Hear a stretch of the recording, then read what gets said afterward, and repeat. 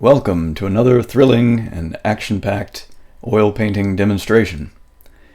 In this video I'm going to be showing how I paint a larger canvas. Some of the previous videos have been 16 by 20 and this is a 36 by 48, which is a fairly large canvas. It's the largest size that I work on regularly, and as you can see I had to use a yardstick twice to get across that diagonal line for the armature grid.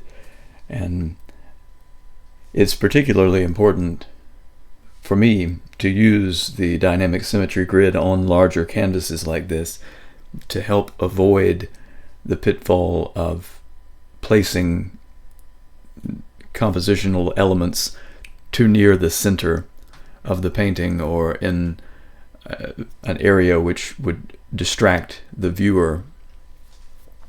And this painting was based on a plein air painting that I did of a lake nearby, and when I paint plein air I don't really think too much about dynamic symmetry. I keep in mind that sort of rough estimate of where the center box will be and have elements. There's a concept called the classical harp shape, where if you look at paintings of the Barbizon school or the Hudson River school, a lot of those paintings are done so that the scene is framed in with trees or some sort of vertical elements on either side of the focal point. And you can even see this if you look at Bob Ross's paintings. A lot of his, he has the happy little trees in the foreground that frame in the scene, and that's a concept that I often try to keep in mind when I'm painting plein air.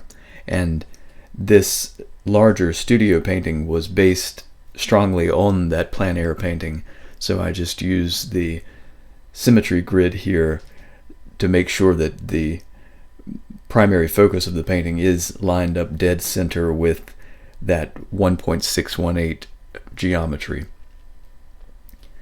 And you can see it's a very exacting position that I placed that tree, and it's an effective way to create a harmonious composition, and that golden ratio is something that our minds can instantly recognize, and it has a harmonious effect on the viewer.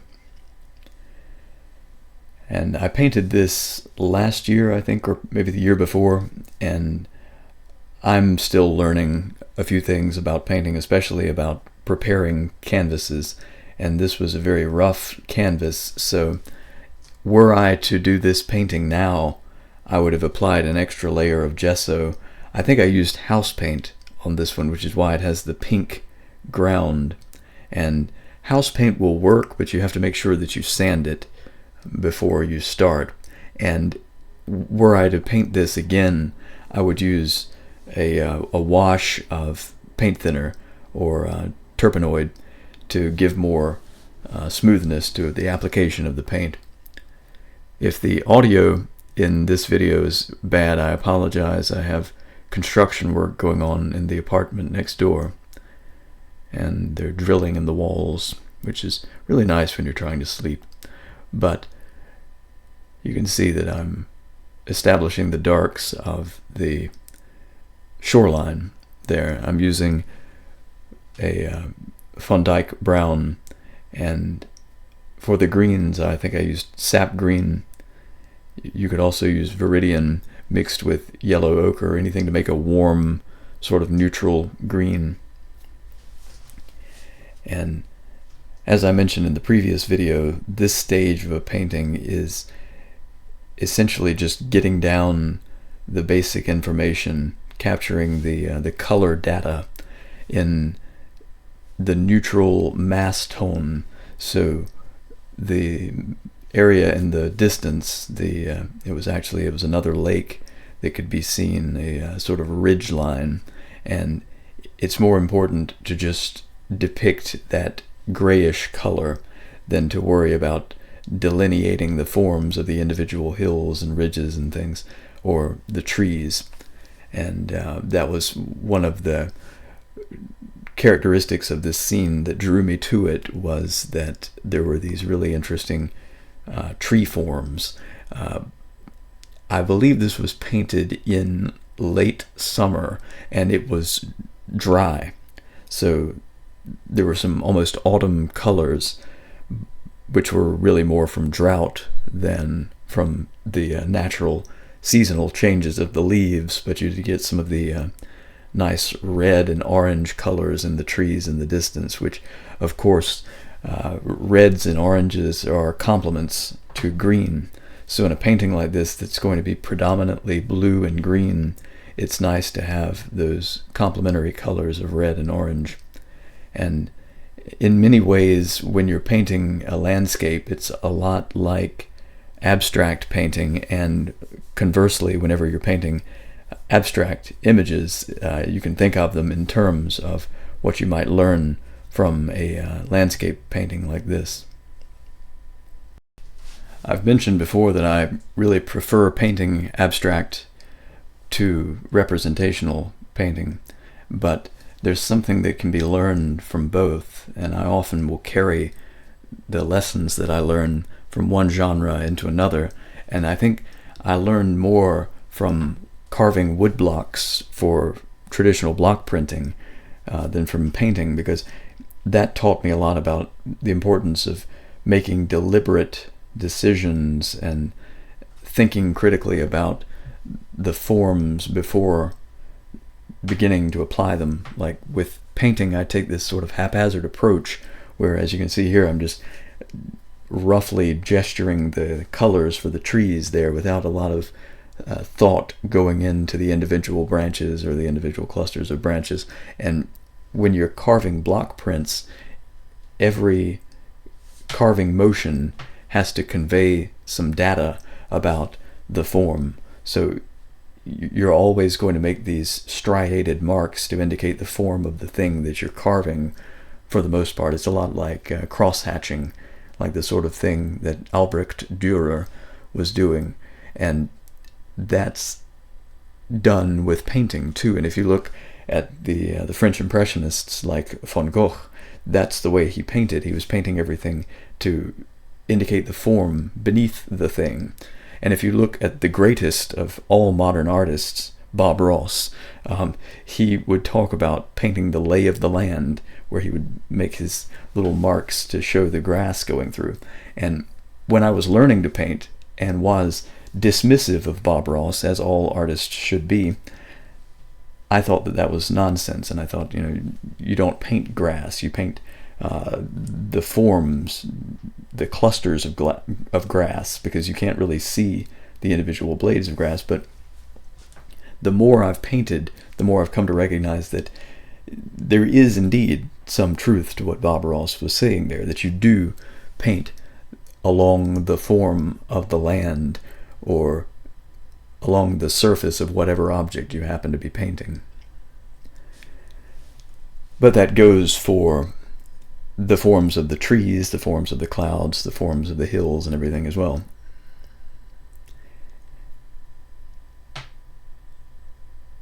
And you can see here I'm just, again, sort of gesturing the foliage of the trees here. And I was painting fairly thick paint here, and this is not something I would necessarily recommend. The way to approach this more formulaically would be to use a more thin wash of a gray-green, and then go in and add the detail for the individual leaves later. But I tend to approach every painting as an individual work, and I don't follow a rigid formula when I paint. And sometimes painting this way, where I was kind of gesturing or delineating the individual forms of the trees and branches, that can be helpful as a form of visual shorthand, which is what I use it for when I'm painting. And that's why it's very difficult to teach a method or a formula that would follow my method or my formula, because it's uniquely catered to the way that my mind works, and I don't know how much that translates into something that would be familiar to someone else. And when you paint, you'll learn what works best for you. And if you are a very visually oriented person who, I forget the term, I think it's called aphantasia, that some people are incapable of generating visual imagery in their imagination. And it's something that I struggle with, but I am capable of it. And sometimes I'm good at it. But then other times I struggle with it. And some people are completely incapable. And then some people have a great aptitude in that area. And that's the part of painting where, say in a representational image like this, there's a moment between when you look at the reference photo, or the reference if you're painting in plein air, there's that moment between when you're looking and when you're applying the paint. And that's where your memory takes over, or your fantasy with a PH, your imagination.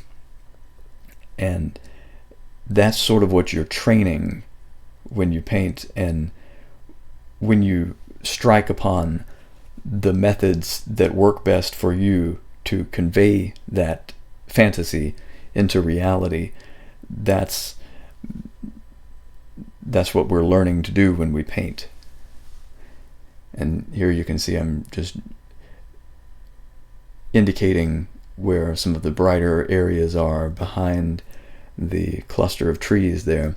And when I was looking at the scene, there was a very vivid color of the distant hills. And of course, as I've mentioned before, atmospheric perspective causes things in the distance to be more desaturated.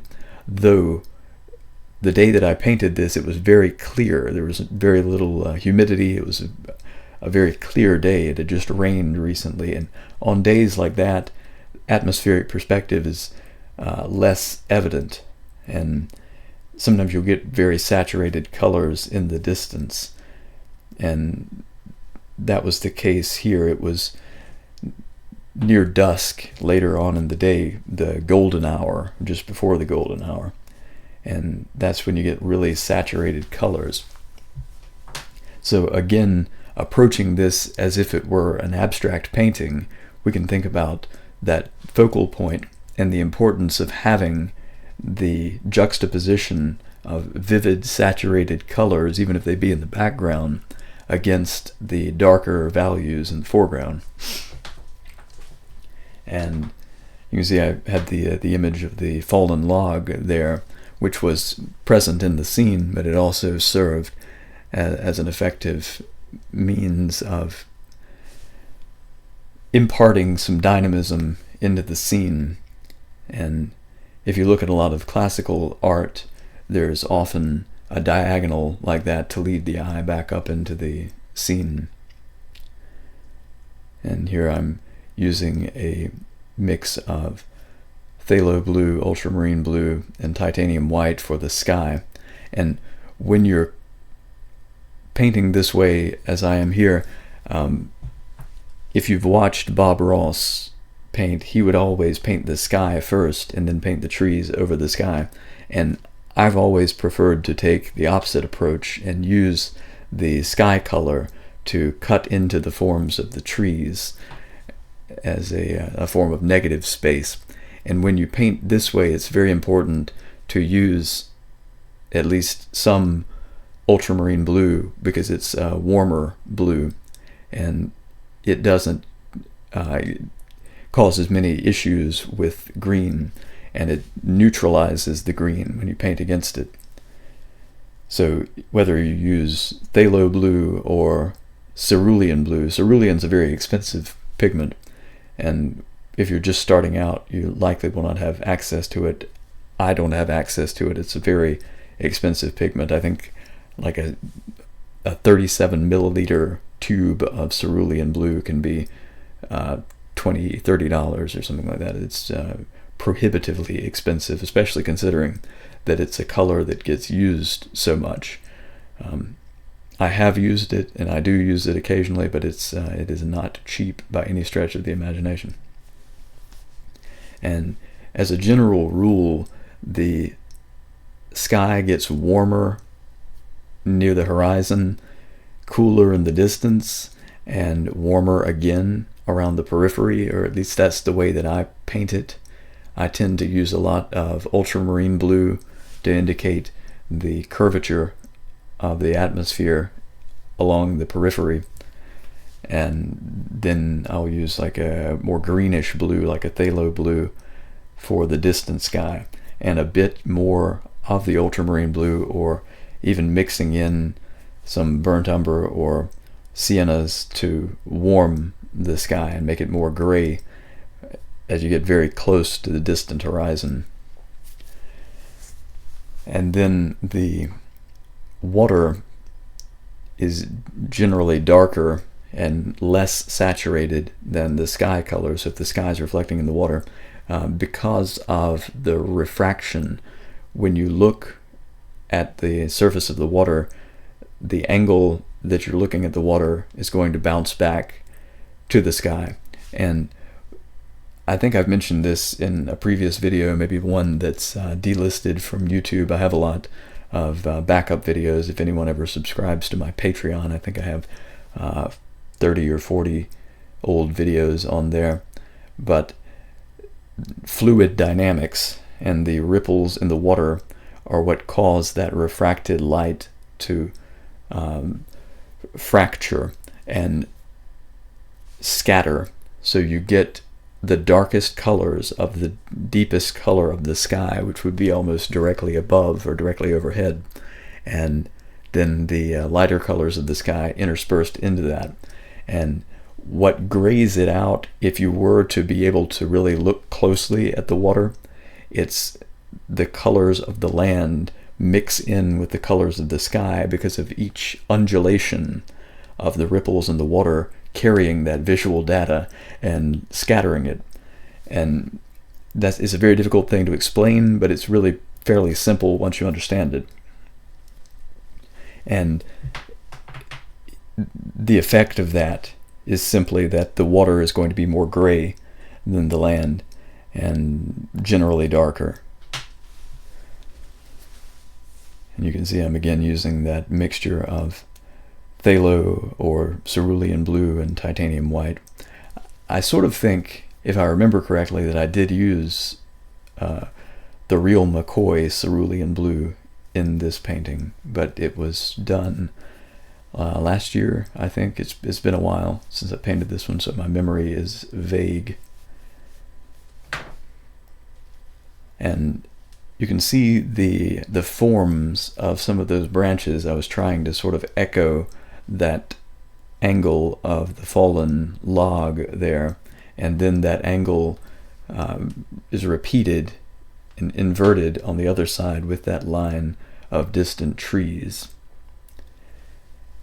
And both of them form a triangle, a downward triangle, and then an upward triangle beneath, from the reflection of the water. And that's a very stable image. It's a very effective composition.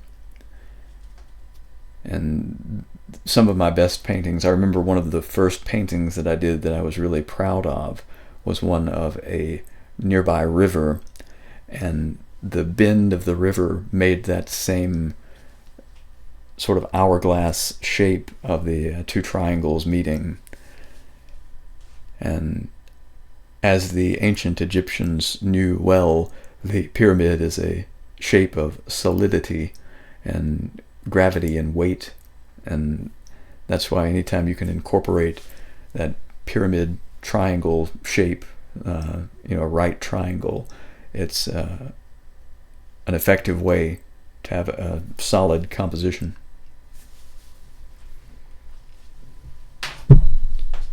And at this stage of the painting, we're approaching the halfway mark, and this was about maybe 30 minutes to an hour into the actual painting process, and this is where I like to make sure that I've gotten all of the general values right, the general colors in the range that I want for them to be, and that I'm pleased with the composition.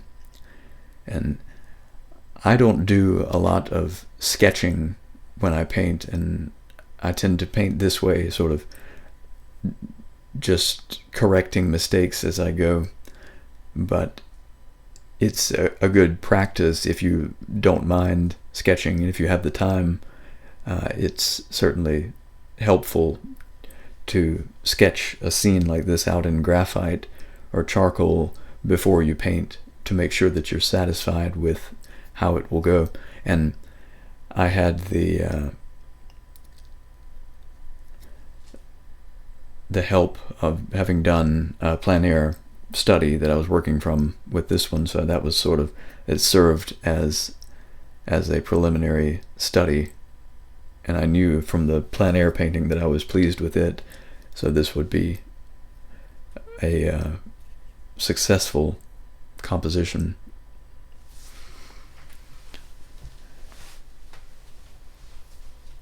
And this painting was done entirely alla prima, but if you're working on a scene like this, it's certainly helpful to allow it to dry for a day and then return and oil out the canvas by adding linseed oil and some terpenoid. But at this point you can see that some time has passed. I think I waited maybe a couple of hours for the paint to begin to set a little, and this was not an expensive canvas. It was one from Hobby Lobby, I think, like their student grade canvas, and they tend to absorb paint a lot, and that's why it's important to prime them or to gesso them multiple times. Even that one coat of house paint that I added to this was helpful, but when you're working on an absorbent canvas like that, if it's not heavily primed or oil primed, then the colors will sink into the canvas and they'll sort of it will deaden the colors a bit, and it takes some time for that to occur. It usually takes 2 to 3 hours for the paint to oxidize. I learned to paint in acrylics. That was the medium that I worked in for years, and with acrylics they visibly darken within like an hour or so. You can just sit there and watch the paint darken, but oil paint doesn't really do that. Oil paint does darken a bit, but it's more like, I would call it mellowing. Sometimes the darks will become lighter, the lights will become darker, and generally the colors will be less saturated. And it's important to allow that to occur so that you can judge the way that it affects the scene and whether or not you will need to compensate for that by adding more pigment or richer coloration. And you can see I was indicating the clouds here, and I painted them, as I mentioned in the previous video, with ultramarine blue, burnt sienna or burnt umber, and titanium white for the gray body of the cloud, and then cadmium red light or a synthetic variant of that with titanium white to indicate the highlights of the clouds. And clouds are certainly something that you can spend as much time on as you'd like, and it can be effective, but it's also tempting to spend too much time on clouds, and often the most effective way to depict them is to use a broad brush, especially in the on the periphery, on the distant parts of the clouds, and let them trail off into the sky or blend into the sky a bit, instead of trying to really be meticulous in detailing each one of the billows, because the more you work on clouds, the more you run the risk of overworking them or having them look artificial or cut out. And what really integrates them into the sky is making sure that the sky layer is still wet, and you're painting wet into wet. And I thought the clouds were effective in this painting, and they serve a sort of accompanying role rather than being the focus of the painting. The clouds are just there to help add atmosphere and add mood and make it sort of more of a cheerful painting. And I think I titled this painting something like Meeting on the Shore, or I believe it was sold as like Summer Shadows or something like that. But what I really was trying to convey in this painting is the gesture of that one tree that was sort of half dead. It was because of the drought conditions. To me, it looked like that tree was sort of bidding adieu to the trees on the far shore, or sort of waving goodbye to the summer, because it was like there were a lot of the drought-addled limbs that were beginning to show that rust color of the autumn, and to me it presaged the coming death of the trees. And it was like that one tree was standing there defying the end of summer and sort of waving goodbye to the far shore. And that was kind of the drama that I wanted to capture in this painting, which is usually what I look for in a painting. When I'm looking at trees outdoors, I'm not just trying to pick a pretty tree. I'm often trying to find one that suggests a human form or something like that to me, some narrative. And whether that be fallen trees or a tree with an unusual branch like this, and the tree fallen in the water adds to that, as though it's pointing towards that one vanguard there alone on the shore, and as though he's guarding his fallen comrade or something. And you can see again, I'm just mixing in that sort of gray blue to indicate the distant hills there. And a lot of this mark making is done intentionally to diffuse the area back there with and eliminate superfluous detail that might be distracting. And I mentioned earlier that I enjoy abstract painting, or that I prefer abstract painting to representational painting.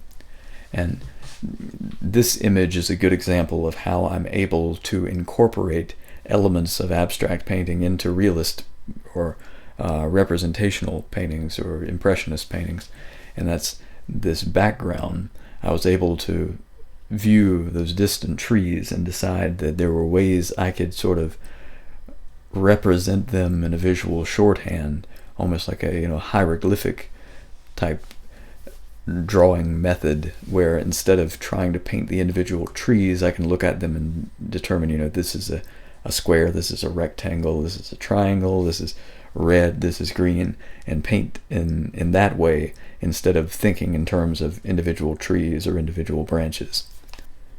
And whenever I paint representational images like this, I tend to stick with what would be conventional or naturalistic colors, as opposed to the colors used by post-impressionists, or like the Nobby's movement, and even something like expressionism, where you use colors with the intention of conveying emotion or conveying some psychological intent.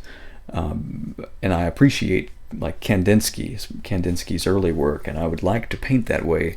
For one thing, I don't think I particularly have a market for it, but I'm learning more as I get older and as I paint more that there are occasions where you can sort of interject some unconventional colors into a landscape and have it still look natural, and in some ways it can actually supersede the natural colors of a photograph. And that's one of the ways in which painting is superior to photography, and that's one of the aspects of painting that needs to be explored, and that really shows the merit of painting above photography or above digital art or certainly above AI image generation. And for me, that's coming in the form of something a bit like pointillism. I really don't like pointillism as such, but the concept behind pointillism was using juxtaposed colors and having like vivid reds beside greens. Instead of mixing them on the palette or on the painting, they would optically mix and cause a vibratory excitement for the viewer, is the way it was described. And I've found that that is true, and a lot of painters are doing it now, some more obviously than others. These painters that are painting oranges and painting, an orange a day, and each orange is this flaming sunlit thing where the light's coming through the transparency of the orange flesh. And what they're doing is using these extremely saturated colors and mixing them together optically with a more neutral color. And I think that that's a very effective and good way to add interest to a painting, especially when it's done with elegance and subtlety. And for me, I'm often doing it with cadmium red or burnt sienna in landscapes, because orange and red are the colors that will really set off green, and landscapes, of course, are going to be predominantly green. And so anytime you can interject some really brilliant crimson color into the green, it will make it vibrate, or it will draw the eye there, in the same way that stoplights are red in order to draw our attention, and caution lights, caution signs are that orange and yellow. Those are the colors that we associate with danger. And when I was younger, I used to have dreams about poison dart frogs, and I guess it's because I read books about them when I was younger or something, but I don't think, to my knowledge, I've never seen a poison dart frog in waking life, but I would have recurring dreams. I wasn't particularly afraid of them, but I knew that they were dangerous, and they would always represent danger to me. And they are, of course, that vivid cadmium red, cadmium yellow. And interestingly, those are also toxic pigments because of the heavy metals that they're made from.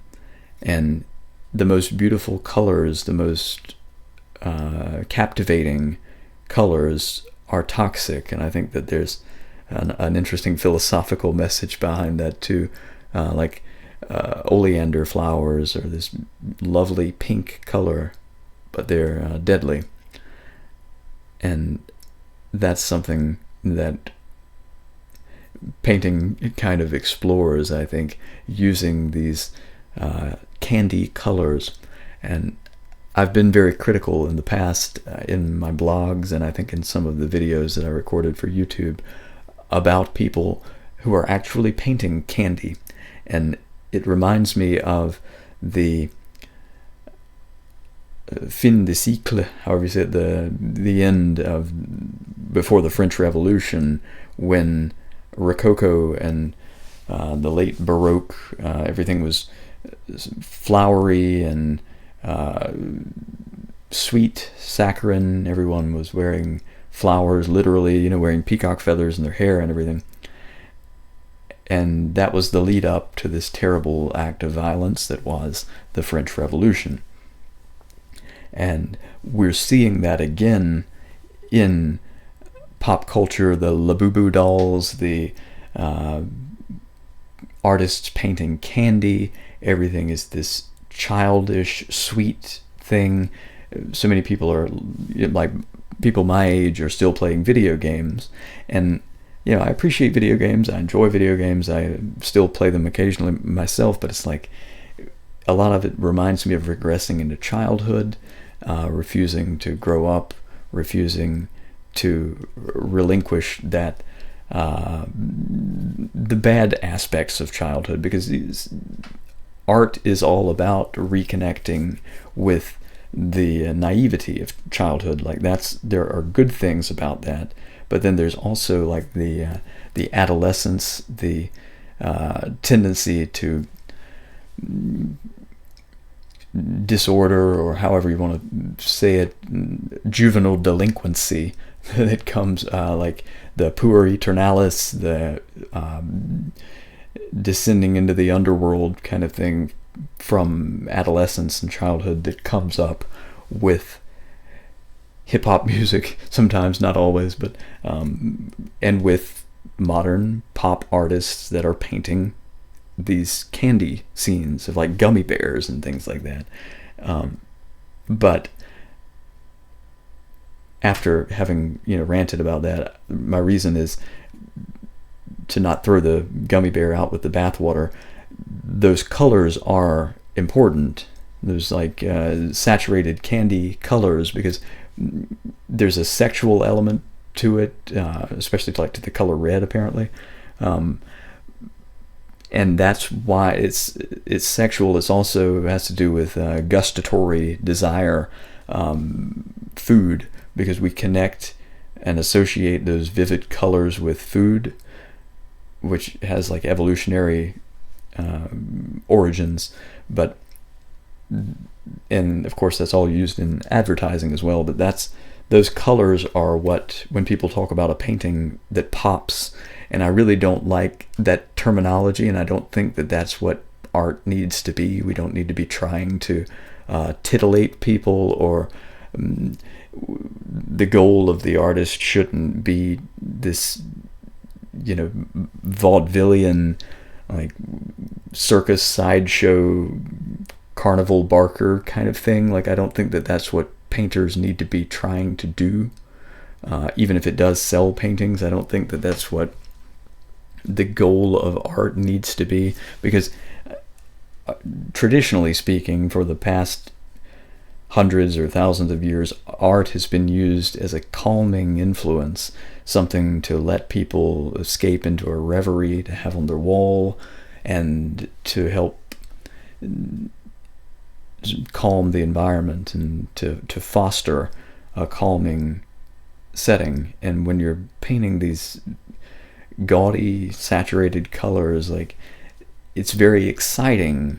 But I think that in these days when we're all on our phones 18 hours a day, incapable of calming down for a moment, we really don't need more candy on our walls. And I think that that's one of the problems that I have with that. But after having ranted for 10 minutes or so, you see I am including these candy colors in the grass and in the trees, and those colors are used in landscape paintings. And after having said that I hate the terminology that something should pop, that is what those colors can serve to do. And if they're used sparingly, in fact, it's a bit like the proliferation of profanity now, where everyone says is a swear word. And I swear like a sailor. I can blaspheme to shame the devil. But if you do it all the time, it loses its impact. And it's the same way with these colors. So, like, if someone who never swears suddenly starts yelling and cursing, like, you're going to pay attention to it. And likewise, if a painting that's very sedate, very demure, to use a term that's popular with the youth today, having that one element that jumps out at you will have a much stronger impact than if the entire thing is nothing but candy colors. And that's a lesson that bears true across all genres and all styles of painting, is that proportionally, you want to have one point of tension amid a great sea of harmony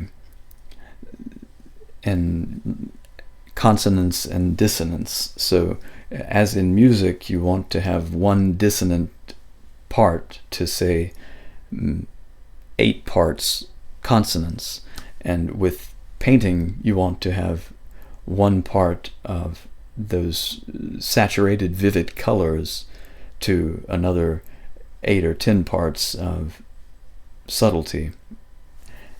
And I've even heard a formula used that it's supposed to be something like 30% light to 70% dark. And I think that that is true, and it does make for compelling and good paintings, especially if you look at painters like Rembrandt. But for me personally, it's difficult to find references or scenes that really call for that much darkness, mostly because I'm painting a lot of these landscapes here, and we don't have mountains here. We really don't have very many tall trees. It's a lot of open grasslands, and so I end up painting a lot of clouds. I suppose I need to try to go out and take more photos of like storm clouds. I think it would be interesting if I could get some really dark storm clouds to help frame in a scene. And those few dozen people who have followed my work, I think, I don't even know if I have a dozen, but the 1 or 2 of you who have actually followed my work will be able to have seen it develop over time. And that's something that I have really changed as I've learned and developed and matured as a painter, is that I am learning more about dynamism and having one strong focal point, whereas my earlier work was something like very primitive kind of kitsch, naive outsider art, and everything was kind of painted with equal dynamics. All of the elements of the scene were given the same weight, and sometimes is an interesting type of painting, especially like in a psychological sense, but it's not high art by any stretch of the imagination. And with a painting like this, a lot of times the elegance of being able to choose one specific thing and letting all the rest of it play a supporting role makes a much more effective painting. And that's what a lot of contemporary academic realist painters, which I would not call myself an academic realist. I'm still much more like an impressionist, simply for the fact that I don't have the patience for realism or the skill, but particularly the patience. And good academic realist paintings are very sedate. They're very understated and elegant, and that comes from choosing one element and focusing on that. And that's something I've learned a lot from abstract painting. And when I've tried to do expressionist paintings or symbolist paintings, I tend to want to fill as much visual language as I can onto the canvas, and I try to use every inch of the canvas to put something. And the horror vacui, or whatever it's called, and the gestalt of that is usually worse than if you choose one strong element and really focus on that. And that's, I think, the legacy of modern art of like Mark Rothko, where he was just taking a big square and he was like, this is it. Here's a couple of squares, here's a couple of rectangles, and it's like, this is all you need for an effective painting. And I think that message is lost on a lot of us, myself included. And while I'm talking about the futility of trying to detail every part of the painting, here I am painting the individual ripples in the water. But for a scene like this, it helps. I find that putting detail in the foreground is effective for conveying a sense of space. And I have no formal art training, but from what I understand about the Barbizon School and the Hudson River School, their whole thing was to avoid having anything in the foreground. And that works, I think, but I think it works compositionally. And those painters were not necessarily trying to fool anyone into taking it for realism, and nor am I. But if you want a painting to look more natural and less formal, less I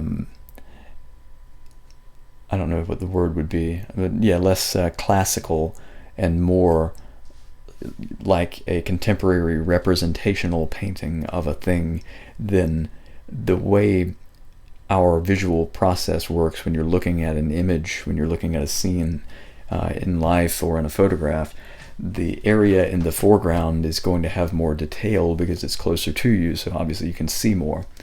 And for me, that translates into depth. And as I was mentioning earlier, keeping that distant ridge line very abstract and very neutral helped to set it back, and conversely, having the indication of detail in the foreground helps to bring it forward. And I think that's maybe the important distinction there, is that this is the indication of detail, but if you look, all I'm doing is just making marks to indicate where the clouds reflect in the water and the dark colors of the water. And when I was learning to paint, a lot of times I would actually paint individual ripples in the water, and I still do that sometimes, and it looks nice if you're painting a creek or a mountain stream where you are going to see more of the actual ripples in the water. It's going to be like a calmer body of water. But something larger like this, a lake, it's going to happen less because the water is not flowing the same way. There's no eddying currents. It's more just a smooth surface that is moved by the wind. And in this case, these broad sort of demi-lune shapes that you can see I was forming there, those are much more effective. And even simply taking a large brush and kind of making a squiggly line coming down will give a good sense of movement in the water and give a good sense of the water ripples. And depending on what you're trying to accomplish, if you're painting for your own enjoyment and you're painting to try to make something that you want to hang in your home that's just a pretty image, there's really nothing wrong with painting the way that Bob Ross taught, where you just take the brush, pull straight down, and then go left to right to blur the water. It looks nice, and it's is very cliched. A lot of painters were painting that way from the late 1800s up until the 1970s, and I'm sure a lot of painters are still painting that way. But for me, the way that I paint, the way that I was sort of taught by my mentor to paint, was to avoid blending the brush marks, that you should always preserve your brush marks, because that's kind of what is the hallmark of painting. And when you blend things smoothly like that, it takes the immersion out of it, and one can forget one's looking at a painting. I don't know if I'm explaining this correctly, because when you blur the paint out, it's not like it certainly doesn't look realistic. It just sort of it's a stylistic choice that, for me, it's jarring if the rest of your painting has the preserved intact brush marks, and then this one portion of it is painted smoothly. That stands out. And there are no right or wrongs in painting, and if you do that intentionally, I think it's perfectly fine. but it should be something that you intend to do and that you think about. And I think that's something, the one piece of advice that I would really reiterate is the importance of always being critical of yourself. And when I say critical, like, I mean thinking critically and appraising what you do, and don't do anything simply because you think that that's what you're supposed to do. And this is an example of hypocrisy of me. Do as I say and not as I do, because I often struggle with that, and I often do paint things simply because that's the way that I think I'm supposed to paint them. And that's a constant struggle that I'm trying to overcome, and something that I'm constantly working towards as a painter, is to recognize when I'm doing something by rote and not sincerely, or not organically. And that's one reason that I do like to change genres and to push myself a bit with paintings, because it's helpful for breaking out of some of those habits and patterns. And with this cluster of trees here, it's very much playing a supportive role to the two trees that are standing on the shore there. So it doesn't require a lot of detail, but just the indication of detail. And you can see, if you sort of watch my paintings, the degree of attention and the amount of time that I spend on things should be indicative of their prominence or their relation to the focal point, which is the case there of the highlights on the far shore, because those highlights are really just meant to draw the eye back to the subject here of the single tree there.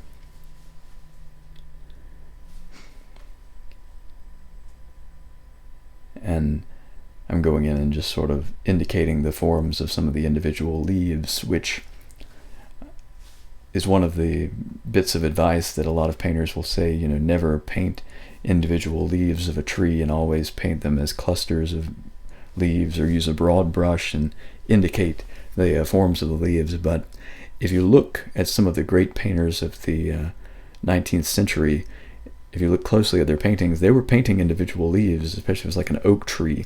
A lot of the French Impressionists, there was a particular oak tree in Provence, or one of the areas in France that they all went to, and they would all paint this oak tree, and they were painting the leaves of the oak tree. And when I first saw the paintings, I was like, this is really interesting.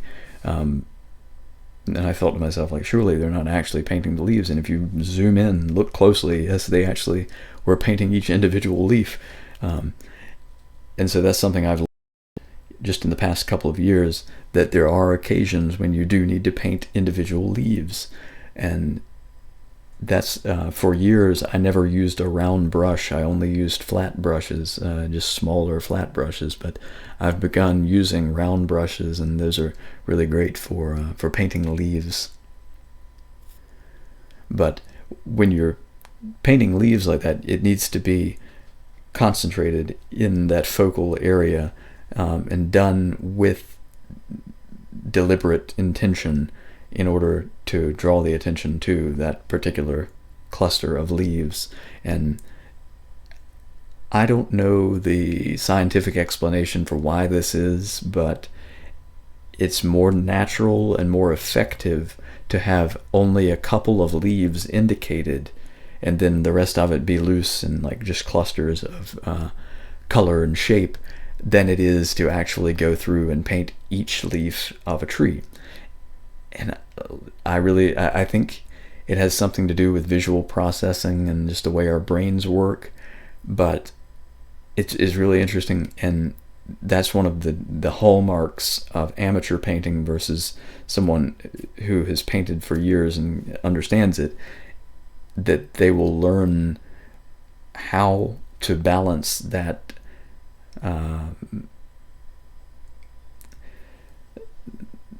disparity between the form and the indication of the form.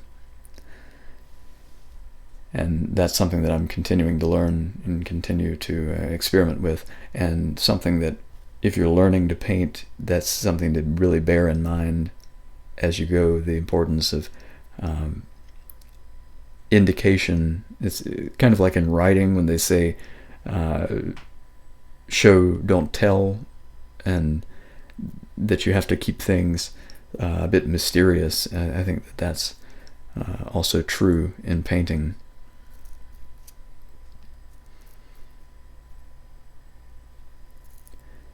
And I really liked the form of that particular branch that came out. And I've always been interested in odd tree branch shapes. There's a long history in ancient times, like the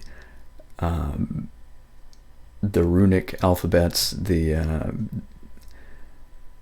Ogham script of the Celts, and even the Proto-Egyptian and Hebrew writing is very similar to the shapes of tree branches a lot of times. And I think there was probably some inspiration there, because branches kind of rise and fall and rise again with like the seasons and with the sun. And there's just a lot of really interesting symbolism and metaphor, I think, in tree branches. And that may just be me justifying why I paint so many landscapes and paint so many trees, but a lot of that also has to do with the fact that they are a popular subject for people to buy and consume. We're approaching the terminus of this painting. I think we're about 4 minutes from an hour, and I really don't enjoy talking for an hour, but I'm going to try to do a few more of these every now and then. I had all my equipment set up and decided I would do 2 this week. And I do have quite a back catalog of videos that, like I said, they're all delisted and available on Patreon and elsewhere, mainly because they were sort of amateurly done. Some of the paintings were not great, and I was not pleased with the quality of the videos or the narration, really. But there's good information there, as good as the information in these videos, if you enjoy this information, such as it is. And you can see I was painting the little birdhouse thing there. It's always important to remember the shadows beneath things, whether that be the shadow beneath the metal awning of the birdhouse or the shadow beneath each cluster of leaves on a tree. And those are cast shadows, and the edges will always be diffused. And just again having the shape of the fallen tree there, and allowing the edges of that tree to fade a bit, which gives it more dimensionality.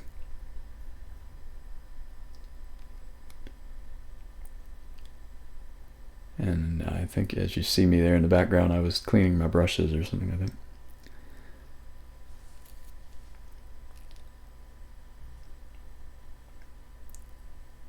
And again, this is the stage of a painting when you can spend as much time as you like just adding detail. And that area around the birdhouse leading up into the trees is an important part, because it really helps to anchor the eye into that focal area. So I was trying to spend a bit more time on it, and using that green around the log there will help to avoid distracting or having the eye drawn off the side of the canvas, because anytime you have a light colored object like the log, it's good to balance that out with other light colors from the foliage. And that's how you can paint light colors without having them be distracting. But if a light color is juxtaposed beside a dark color, that will draw the attention. So you have to think in those terms. And around the periphery of a painting, any transitions from light to dark need to be done in a sort of gradient, which is why you get that where the shoreline comes down. It goes from the green to the warm red and then down to the sort of gray blue, reserving the darkest colors for around the trees there on the shoreline. And then this color I'm adding now is to indicate lily pads. There were these tiny little lily pads or some sort of lichen. I'm not exactly sure what type of plant it is. I say lichen because it's the color of lichen, but I'm fairly sure it's a type of lily pad or something similar. They're like little miniature lily pads. I see them a lot in swamps. But those are useful in painting because they allow you to kind of obscure some of the reflections. If you have reflections that are not perfectly done, you can just cover them up with those lily pad forms. And likewise, it helps to soften the areas like where the reflection of the log comes into the water. And just that patterning, there's a lot of importance in including patterns in paintings for rhythm, and as well as what I was discussing earlier about the foreground having more visual data, and that a pattern like that is an effective form of visual data without requiring it to be strictly representational.